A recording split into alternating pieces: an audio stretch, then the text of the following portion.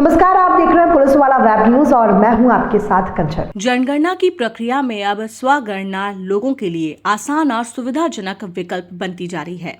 नागरिक घर बैठे ही अपना फॉर्म भरकर समय की बचत कर रहे हैं और सही जानकारी दर्ज कर पा रहे हैं।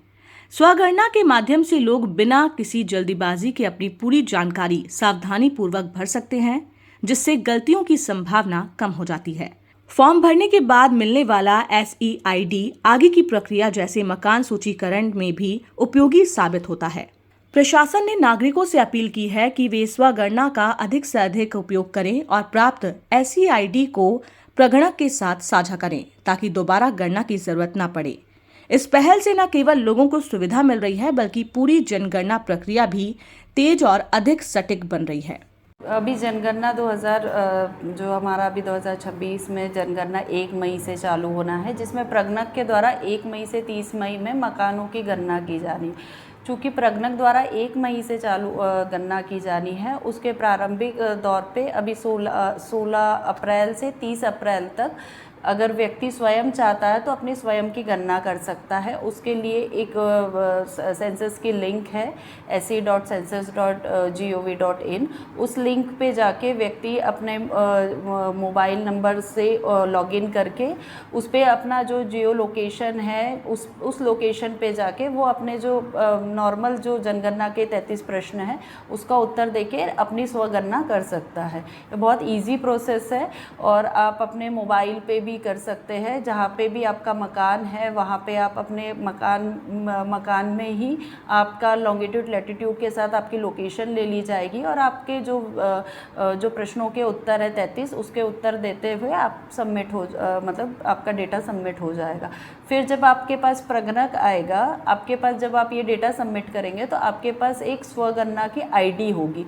जब प्रगणक आपके पास जो हमारा 1 मई से आपके पास डोर टू डोर प्रगणक आएंगे तो आप ये ID अपनी प्रगणक को उपलब्ध कराएंगे और वो ID फिर प्रगणक अपने चूँकि 30 अप्रैल तक ये ख़त्म होना है, फिर 1 मई से स्टार्ट होना है, तो प्रगणक जब आएंगे तो ये ID प्रगणक को आप उपलब्ध कराएंगे। प्रगणक ये डेटा से सिंक्रोनाइज कर लेगा और डेटा को सेव कर लेगा। तो इससे आपका भी समय बचेगा और प्रगणक का भी समय बचेगा और समय सीमा में हमारी जनगणना कंप्लीट हो जाएगी मकान संबंधी।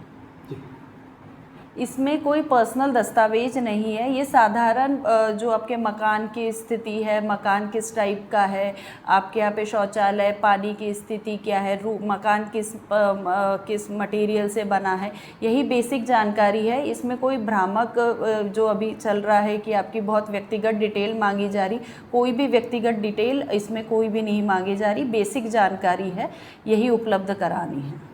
जब 1 मई से जब प्रगणक घर घर जाके मकान संख्या आवंटन करेंगे, तब क्या होगा कि हम प्रगणक एक पर्टिकुलर मकान को 4 डिजिट में एक मकान संख्या देंगे। वो मकान संख्या के आधार पे जब अगर आपके द्वारा स्व घोषणा कर ली गई है, स्वगणना कर ली गई है, तो आपके पास जो ID है उस वो ID का डेटा वो सिंक्रोनाइज हो जाएगा उस मकान नंबर पे। तो मतलब उस मकान की आपकी गणना हो गई है, ये डेटा का ये है। और जब हमारे प्रगणक फील्ड पे रहेंगे तो उनके पास ID कार्ड भी रहेगा, उनके पास चार्ज अधिकारी के द्वारा उपलब्ध किया जा रहा है तो वो रहेगा। उसके पहले भी हम प्रचार प्रसार भी करवा रहे हैं, मुनादी भी प्रॉपर करवा रहे हैं। तो ये आपसे सबसे अपील है कि आप लोग सब हमारे प्रगणकों को सहयोग करेंगे। मैं हिमांशु भलावी, चार्ज अधिकारी जनगणना एवं तहसीलदार मंडला।